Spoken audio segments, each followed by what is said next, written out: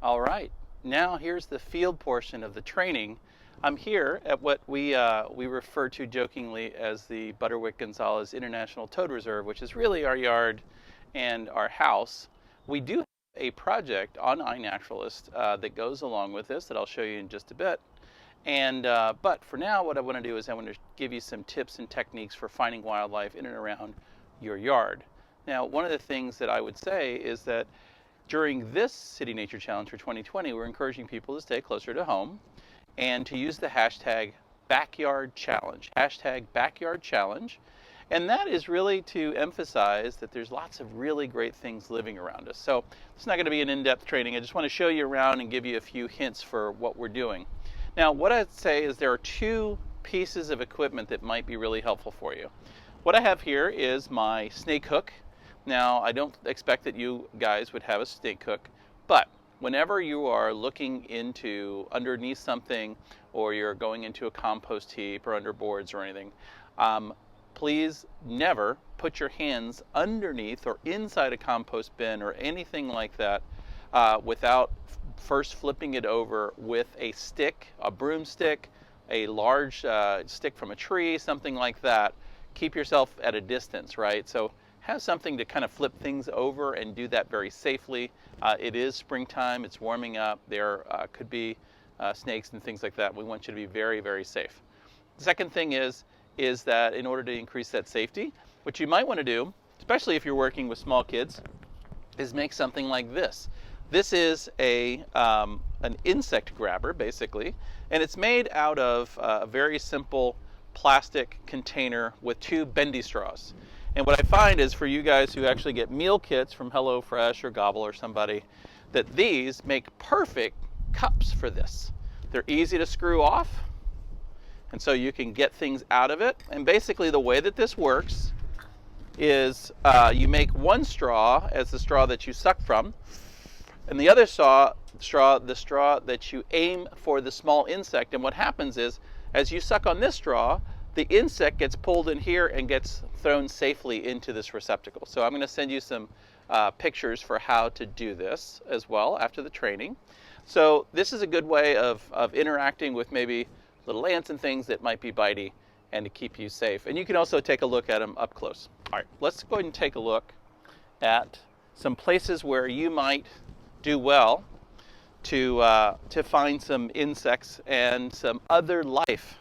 So every springtime, and I'll ask our wonderful camera person here to show you the front yard. It looks a little bit raggedy right now, but every spring we plant our front yard into a prairie. We've had lots and lots of kids come here and adults with their dogs, take pictures. What you didn't see is this is a carpet of bluebonnets earlier in the year. So anytime you can have flowers anywhere, that's a great place to look for wildlife. So even cultivated flowers or things like that can attract butterflies and moths and things like that. Also, shrubs are a really great place. You know, a lot of insects are looking for shelter, and they're looking for places to hide from birds and other predators. So this is called southern arrowwood that we have here. But what I would draw your attention to rather is to look under leaves, because a lot of times during the midday sun or just to hide, insects are down in the leaves, and if you're looking at it from this perspective, you might not see them. So go ahead and take a look around. Also, if it's a little bit cooler morning at the base of some of these shrubs or trees, things are kind of hunkered down a little bit. Also a great place. One other place is, you know, obviously on the side of your house on these cool mornings in April, lizards and other cold-blooded creatures like butterflies use those as a great place to sun, to warm their bodies up and their muscles up so they can become active.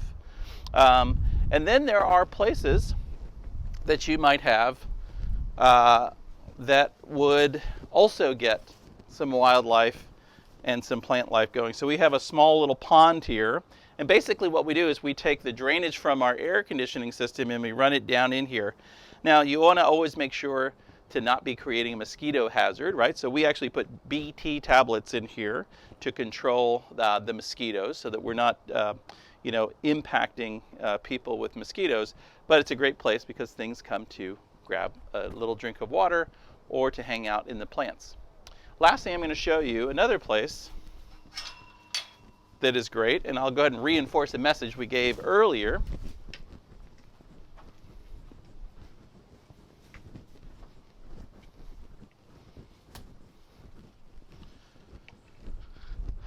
So this is our backyard. This is where this is where we grow our plants that we're going to put in the front yard or in other places. But this compost bin over here is a really great place to find insects, especially and even crustaceans like pill bugs and sow bugs. But it's also a place that you need to be comfortable with in exploring and safe, right? So that's why when we are going to do the City Nature Challenge with my son, who's 5, we're going to use a snake stick to kind of pull everything back and look very safely, okay? Other than that, I think that the great news is that wildlife is everywhere if you learn to look. One other suggestion I would have for you is to go out at night in the evening. Look around your porch lights, your outside lights, mercury light in the street. There's bound to be lots of different things there. And also record for sound. So one of the great things about a lot of these smartphones that people have today is they have voice memos or voice recorders. Use that because you can upload sound files to iNaturalist as an observation.